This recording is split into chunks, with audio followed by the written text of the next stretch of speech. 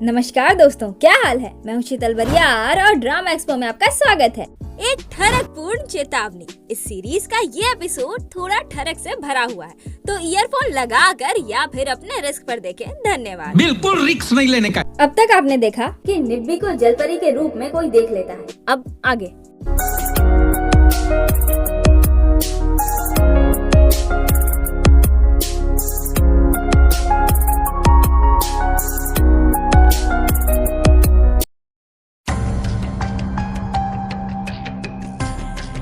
Episode की शुरुआत निब्बी जलपरी से होती है, जो फिर से जलपरी बनने के बाद बहुत घबरा चुकी है। वो डबल कंफर्मेशन के लिए पानी के अंदर घुसकर सांस लेने की कोशिश करती है, पर पानी के अंदर वो सांस नहीं ले पाती। दैट मीन कि उसका निचला भाग तो जलपरी में बदल गया है, पर ऊपरी भाग से वो अभी भी एक इंसान ही है। अपनी निब्बी परेशान हो जाती है कि ये हो क्या रहा है। तभी वहाँ कोई आता है और निब्बी को इस रूप में देखकर जोर से दरवाजा पटकते हुए भागता है। भागने और दरवाजा पटकने की आवाज सुनकर निब्बी की हालत खराब। वो बहुत परेशान हो जाती है कि अब क्या होगा। फिर दिखाया जाता है कि मानियो हान रिवर पर उस रहस्यमय पोशन की शीशी ढूंढने गए हैं और कॉल पर अपनी निब्बी से बात कर रहे हैं। अपनी निब्बी का पूंछ फिर से पैर में बदल चुका है। मानियो शीशी पर लिखे इंस्ट्रक्शन को पढ़ते हैं, जिसमें पता चलता है कि पानी का स्पर्श होने से पैर फिर से पूंछ में बदल जाएगा और सूखने के बाद वो वापस फिर से पैर में बदल जाएगा। अब आपको ये कंफ्यूजन हो रहा होगा कि ये बात मानियो को क्यों नहीं पता थी। वो भी तो जलपरा से ही इंसान बने थे, राइट? वेल, मैं बताती हूँ।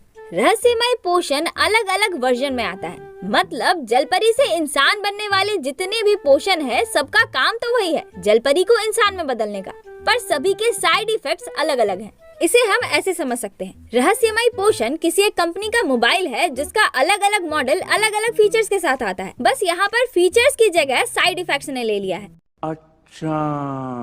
मान्यो बोलते हैं, राजकुमारी कैसे भी करके पता लगाइए कि वो इंसान कौन था जिसने आपको जलपरी के रूप में देख लिया, वरना बहुत गड़बड़ हो सकती है। अगर आपने उसे जल्दी नहीं ढूंढा तो हो सकता है कि आप इंसानी वैज्ञानिकों का एक शिकार बन जाए या फिर आपकी मौत भी हो सकती है। ये सुनकर निब्बी की फटके चार। वो सब लोगों को देखकर सोचने लगती है कि कहीं वो इंसान वही तो नहीं, या फिर ये, या शायद ये, कहीं सब लोगों ने तो नहीं देख लिया।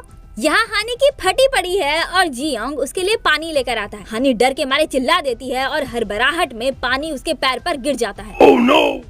हानी का पैर फिर से पूंछ में बदलने लगता है। हानी की फटके 2014। ओह नो, अब तो सबको पता चल जाएगा। तभी झट से कोई लाइट्स ऑफ कर देता है। सभी लोग मोमबत्ती ढूंढने लगते हैं और हानी जमीन पर गिर जाती है क्योंकि उसका पैर पूंछ में बदल चुका है। हानी अभी तो बच गई, पर जब लाइट्स ऑन होगा तब क्या होगा?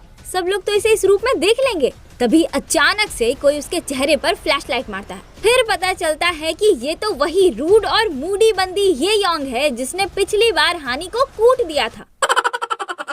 उसके बाद दिखाया जाता है कि वो ये योंग ही थी जिसने निब्बी को जलपरी के रूप में देख लिया था। बाथरूम की ओर जियोंग आ रहा था, इसीलिए ये योंग दौड़कर बाहर आई और झट से दरवाजा बंद कर दिया ताकि वो निब्बी को जलपरी के रूप में ना देख पाए, और फिर उसे वहाँ से भगा दिया। और यही दौड़ने और दरवाजा पटकने की आवाज हानी ने सुनी थी। एनीवे, उसके बाद बाथरूम में ये योंग अपनी निब्बी जलपरी का पूंछ हेयर ड्रायर से सुखा रही होती है। निब्बी बोलती है, एक बात बताओ, तुम्हें मुझे देखकर बिल्कुल भी डर या हैरानी कैसे नहीं हुई? ये योंग बोलती है, तुम्हें जलपरी के रूप में देखकर पहले तो मुझे बहुत हैरानी हुई, पर फिर मैं तुम्हें पहचान गई कि तुम मेरी जूली की पुनर्जन्म हो। हाँ? फिर पता चलता है कि जूली एक गोल्ड फिश थी जिसे ये योंग ने 3 सालों तक पाला था, पर पिछले साल वो मर गई और अभी ये अपनी निब्बी को उसी का पुनर्जन्म समझ रही है। कुछ भी। दूसरे दिन निब्बी ये योंग को मान्यो के पास लेकर आती है।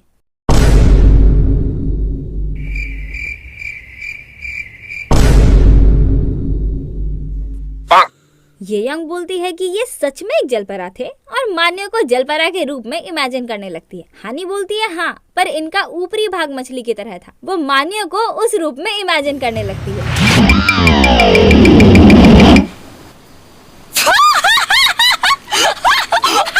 तभी मान्यो उसका गला दबाने लगते हैं, क्योंकि अगर इंसानों को जलपरियों के अस्तित्व का पता चल गया तो पूरा जलपरी लोग खतरे में पड़ जाएगा। हानी उन्हें भरोसा दिलाती है कि ऐसा कुछ नहीं होगा, ये बहुत ही सच्ची, ईमानदार, वफादार और ब्ला ब्ला ब्ला है। फिर मान्यो उसे छोड़ देते हैं, पर साथ ही धमकाते भी है कि अगर किसी भी इंसान को पता चला तो ये योंग की मौत पक्की।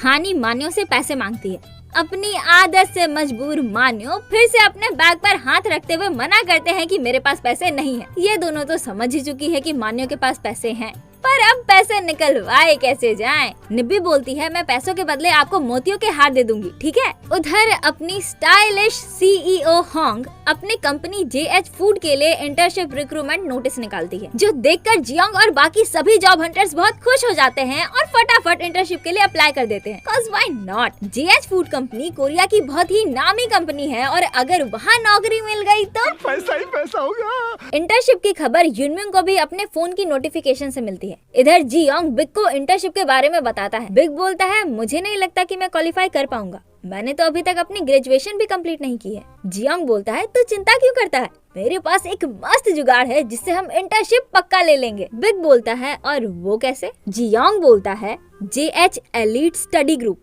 अगर हम इस स्टडी ग्रुप में शामिल हो जाएं तो हमारे लिए जेएच कंपनी की इंटर्नशिप मिलना पक्का।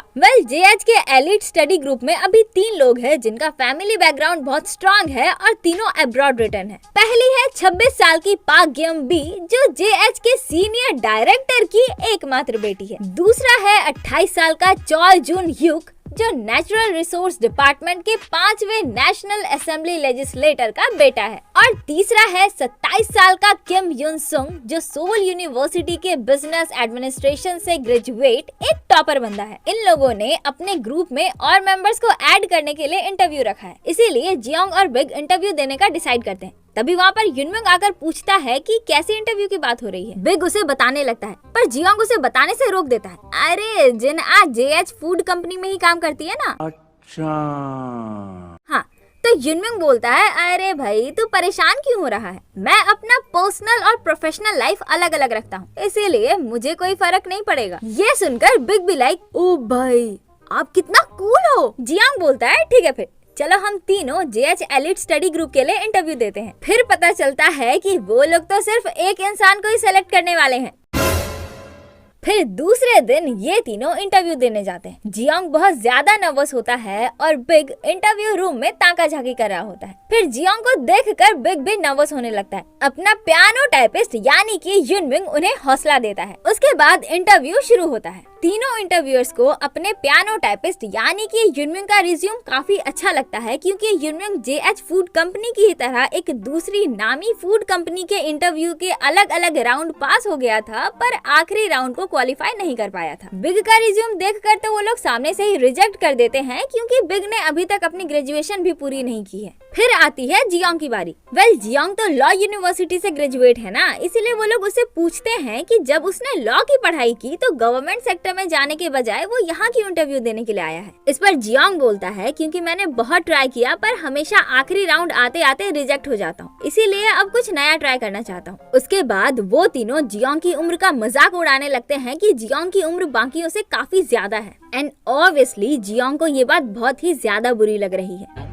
अरे भाई समझ के बोल रहा हूँ यार, बुरा लगता है भाई, आप लोग भी जानते हो। वो लोग अपने स्टडी ग्रुप के लिए हमारे पियानो टाइपिस्ट यानी कि युनमिंग को चुन लेते हैं। उसके बाद बाहर आकर जियोंग और बिग भड़कने लगते हैं कि वो लोग भी तो हमारी ही तरह जेएच फूड कंपनी के इंटर्नशिप के एप्लीकेंट हैं, पर फिर भी ऐसे रौब झाड़ रहे हैं जैसे कि कहीं के 30 मार खाऊं and blah blah blah. Jeong ये बोलकर सरकार के कानून झाड़ने लगता है कि उन लोगों ने चेहरा देखकर सेलेक्ट किया है। युनमिंग बोलता है अरे भाई जाने देना, क्यों भड़क रहा है, वैसे भी अगर वो लोग चेहरा देखकर सेलेक्ट करते तो जाहिर सी बात है वो मुझे नहीं बिग को सेलेक्ट करते, क्योंकि बिग हम तीनों में से ज्यादा हैंडसम है। जियोंग बोलता है हाँ अब तो तुम बोलोगे ही ना, क्योंकि उन लोगों ने तुम्हें जो सेलेक्ट कर लिया है। युनमिंग बोलता है ऐसा नहीं है भाई, तू भी ना क्या क्या बोले जा रहा है। जियोंग बोलता है बिग चलो हम भी एक स्टडी ग्रुप बनाते हैं और एलीट ग्रुप के उन बकथित्थरों को हराते हैं। अब ये दोनों फुल मोटिवेटेड है कि सालों को हरा कर ही रहेंगे और उन्हें देखकर अपना पियानो टाइपिस्ट मुस्कुरा रहा है। इधर ये दोनों चिंदी शॉपिंग के लिए आई है।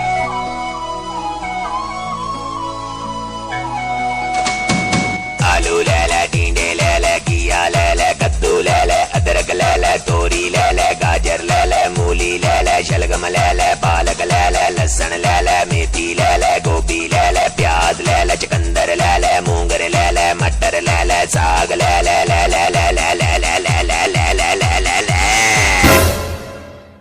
हियोंग बोलती है तुम्हें सच्चा प्यार करना है तो बार बार अपने जाने मन का चेहरा देखते रहो। दूसरों पर क्रश रखने वाली हमारी बहनों और उनके प्यारे प्यारे भाइयों, जैसा कि हमारी ये यंग दीदी ने कहा, अपने जाने मन को बार बार लगातार देखते रहो, आपको सच्चा प्यार जरूर होगा।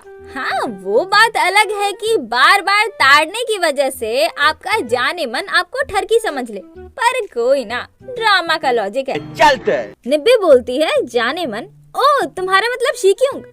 अरे घंटा, मैं कैसे उसे बार बार देखूंगी? वो काम नशी इंसान दिन भर कंपनी के ही कामों में लगा रहता है। ये यंग बोलती है, तो उसे मिलने के लिए कंपनी ही चली जाओ। फिर क्या था, ये मैडम चली जाती है JH फूड कंपनी अपने परफेक्ट एप्पल से मिलने के लिए, और सौभाग्य से उसे परफेक्ट एप्पल दिख भी जाता है। वो दौड़ते हुए उसके पास जाने लगती है, पर सिक्योरिटी उसे कंपनी के एंट्रेंस पर ही रोक देती है, क्योंकि निब्बी के पास कंपनी की ID कार्ड नहीं है। निब्बी उदास होकर वॉशरूम चली जाती है और वहाँ बड़बड़ करने लगती है कि कंपनी तक आने के बाद भी शीकिंग से नहीं मिल पाई। तभी उसे जमीन पर पड़ा हुआ एक ID कार्ड दिखता है, जो JH फूड कंपनी की ही किसी एम्प्लॉय का होता है। फिर क्या था, निब्बी वो कार्ड ले लेती है और छुपते छुपाते सिक्योरिटी के नजर से बचते हुए उस कार्ड को स्कैन करके अंदर घुस जाती है। अब निब्बी बहुत खुश कि फाइनली अब वो अपने परफेक्ट एप्पल से मिल पाएगी। अंदर आकर वो अपने परफेक्ट एप्पल को इधर उधर ढूंढने लगती है। तभी वो देखती है कि अपना परफेक्ट एप्पल यानी कि शीक्युंग ड्रेसिंग रूम में अपने कपड़े बदल रहा है। फिर क्या था, वो फिर से उसके परफेक्ट एप्पल नितंब को देखकर लार टपकाने लगती है। और कोइंसिडेंस तो देखो, अपने परफेक्ट एप्पल ने आज अपनी चड्डी भी एप्पल के कलर की ही पहनी है। कैसी अपमानजनक बातें कर रहा है लड़का ये। आज तो अपने निब्बी का यहाँ आना सफल हो गया। वो उसके एप्पल को देखकर अपने जीभ लपलपाने लगती है। अश्लील है ये लोंडा। तभी परफेक्ट एप्पल पीछे मुड़ता है। निब्बी झट से वहाँ से भाग जाती है और परफेक्ट एप्पल उसे नहीं देख पाता। भागते भागते वो कंपनी के किचन में पहुँचती है, जहाँ वो फिर से अपने मुंगेरी लाल वाले हसीन सपने में खो जाती है।